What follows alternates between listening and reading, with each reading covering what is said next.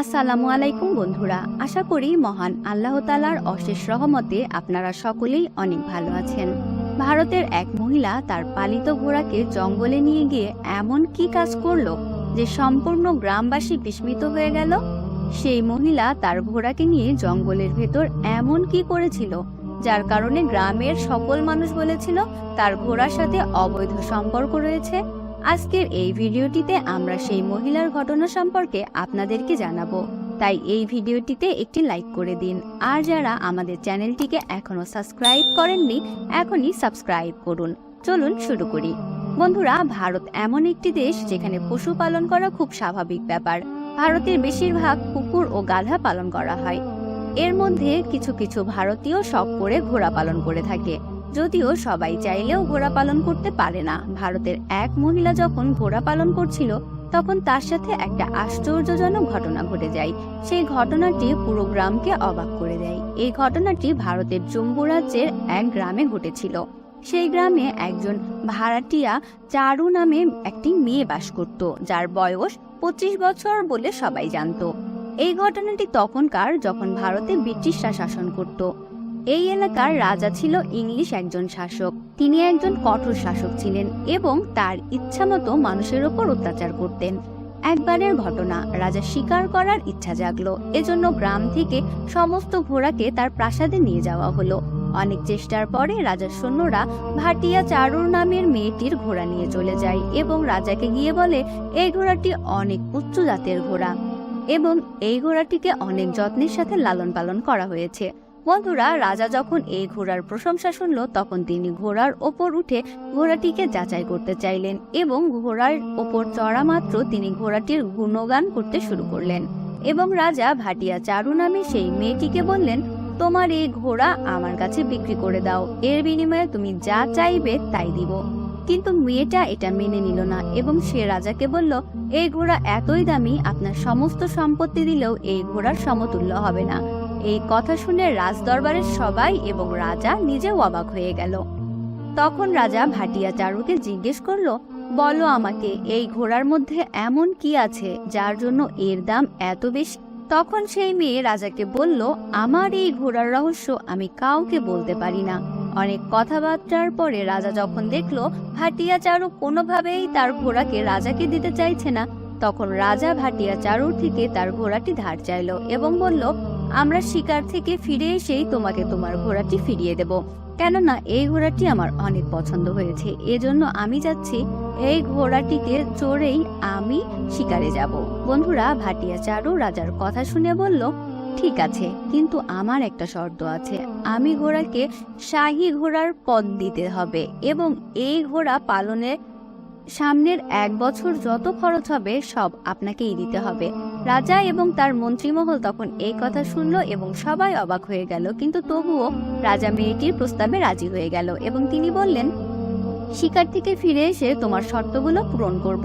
এবং পরে সেই মেয়ে তার ঘোড়াটি রাজাকে দিয়ে দেয় এবং রাজা সেই ঘোড়াটি নিয়ে তার পরের দিনই শিকারে জঙ্গলে চলে যায়। কিন্তু হঠাৎ করে ঘোড়াটি রাজার কোনো কথা না শুনে রাজাকে নিয়ে জঙ্গলের অনেক ভেতরে চলে যায় এবং সেখানে থাকা সিপাহীরা সবাই চিন্তায় পড়ে গেল। এর আগে তারা কখনোই জঙ্গলের এত ভিতরে গিয়ে শিকার করেনি, তাই তারা রাজার পেছনে পেছনে জঙ্গলের ভেতরে যাচ্ছিল। ঘোড়াটি অনেক সময় দৌড়ানোর পর জঙ্গলের এমন একটা জায়গায় যায়, সেই জায়গার ব্যাপারে কেউ কখনো জানতো না এবং সেখানে শিকার করার মতো অনেক পশু পাখি ছিল। এছাড়াও সেখানে অনেক ধরনের ফল এবং মিষ্টি পানির ব্যবস্থা ছিল। এটা দেখে রাজা অনেক বেশি খুশি হয়ে যায় এবং তিনি তার ইচ্ছামতো শিকার করেন। রাজা সেখানে জঙ্গলের ফল খেলেন, মিষ্টি পানি পান করলেন এবং ফিরে এলেন।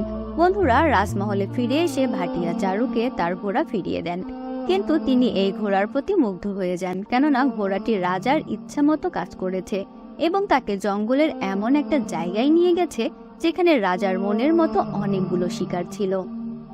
এখন রাজা ভাটিয়া চারুর কথা বিশ্বাস করতে শুরু করলো। আসলে এই ঘোড়াটি অনেক দামি একটি ঘোড়া এবং তিনি এটাও বুঝে গেলেন এই ঘোড়ার এমন একটি রহস্য আছে যার কারণে ভাটিয়া চারু ঘোড়াটিকে বিক্রি করতে কোনোভাবেই চাইছে না।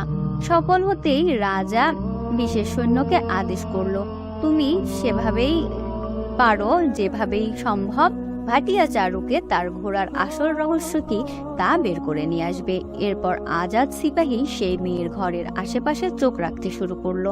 কিছুদিন ঘোরাঘুরির পর তিনি বুঝতে পারলেন, সকালবেলা সূর্য হতেই বের হতো ভাটিয়া চারুর ঘোড়া জঙ্গলে চড়ে ভেতরে চলে আসতো এবং কিছুক্ষণ পরেও সে যখন ফিরে আসে তখন তার হাতে ফলে ভর্তি একটি ঝুড়ি থাকে এবং এটাকে বাজারে বিক্রি করে সে খুব বড় অঙ্কের একটা টাকা ইনকাম করে। রাজার সিপাহী আরো নোট করলেন, ভাটিয়া চারু জঙ্গল থেকে ফলের পাশাপাশি কখনো কখনো পশু শিকার করেও নিয়ে আসতো। সে এটাকে বাজারে বিক্রি করে খুব বড় অঙ্কের একটা টাকা ইনকাম করত।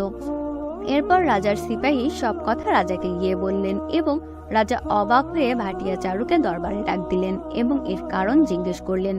এর উত্তরে ভাটিয়া চারু বলল, সে ছোট থেকেই পশুকে অনেক ভালোবাসে এবং সে যেখানেই কোনো ক্ষুধার্ত পশুকে দেখে সাথে সাথেই সে তাকে খাবার খাওয়ায়। এবং একদিন যখন সে জঙ্গল থেকে ফিরছিল তখন তাকে এক বৃদ্ধ মানুষ এই ঘোড়াটি দেয় এবং বলে দেয়, এই ঘোড়াটি তোমার অনেক কাজে আসবে। এবং তখন থেকে এই ঘোড়াটি তাকে জঙ্গল থেকে ফল আর মাংস এনে দেয়। এটাই সেই কারণ, তাই সে ঘোড়াটি অনেক দামি। বন্ধুরা, কেউ তার কথা বিশ্বাস করতে চাইল না, কিন্তু রাজা যিনি এই ঘোড়ার উপর চড়ে অনেকগুলো শিকার করেছেন তিনি তো জানেন আসলে এই ঘোড়ার একটি রহস্য রয়েছে। এরপর তিনি অন্যরা বিশ্বাস না করলেও এই ঘোড়াটিকে শাহী ঘোড়ার পদ দিয়ে দেয় এবং 1 বছরের যত খরচ তা দিয়ে দেয়। কিন্তু সমস্ত মন্ত্রীমহল এবং গ্রামবাসীরা সবাই ভাটিয়া চারুর ওপর দোষারোপ করলো। এই মেয়ের সাথে ঘোড়ার অবৈধ সম্পর্ক রয়েছে, যে কারণে সে অনেক সকালে এই ঘোড়াকে নিয়ে জঙ্গলের ভেতরে যায় যাতে কেউ তার সেই লজ্জাজনক কর্মকাণ্ড না দেখে ফেলে। এবং কিছু কিছু গ্রামের মানুষ এটাও বলল, আমরা তাকে এসব করতে নিজের চোখে দেখেছি। কিন্তু রাজা এই কথাগুলোকে বিশ্বাস করলেন না, কেননা রাজার মনে ভাটিয়া চারু ও ঘোড়ার জন্য এক প্রকার ভালোবাসা তৈরি হয়েছিল। আসলে এই ঘোড়াটি ভাটিয়া চারুকে দেওয়ার কারণ হচ্ছে সে জঙ্গলের প্রাণীদেরকে অনেক ভালোবাসতো এবং কোথাও কোনো প্রাণীকে বিপদে দেখলে সে সেই প্রাণীগুলোকে বিপদ থেকে রক্ষা করত, আর যার কারণে এক বৃদ্ধ মানুষ তাকে এই ঘোড়াটি দিয়েছে। বন্ধুরা, এই ভিডিওটি দেখে আমাদের শিক্ষা নেওয়া উচিত পশু পাখিদের ভালোবাসা কতটা প্রয়োজন আমাদের জন্য। দিন ইসলাম পশু পাখিকে ভালোবাসতে এবং পশু পাখিকে দেখাশোনা করতে হুকুম দিয়েছে, তাই প্রতিটি মুসলমানের উচিত পশু পাখিকে ভালোবাসা। বন্ধুরা, এইটাই ছিল আমাদের আজকের ভিডিওটি আপনাদের কাছে কেমন লাগলো তা অবশ্যই কমেন্ট করে আমাদেরকে জানাবেন। ভিডিওটি ভালো লাগলে অবশ্যই লাইক দিবেন এবং বেশি বেশি শেয়ার করতে একদম ভুলবেন না। আর আমাদের অবাক পৃথিবী চ্যানেলটিকে সাবস্ক্রাইব করুন। ধন্যবাদ সবাইকে, দেখা হচ্ছে পরের কোনো ভিডিওতে। ততদিন পর্যন্ত সকলেই ভালো থাকুন। আল্লাহ হাফেজ।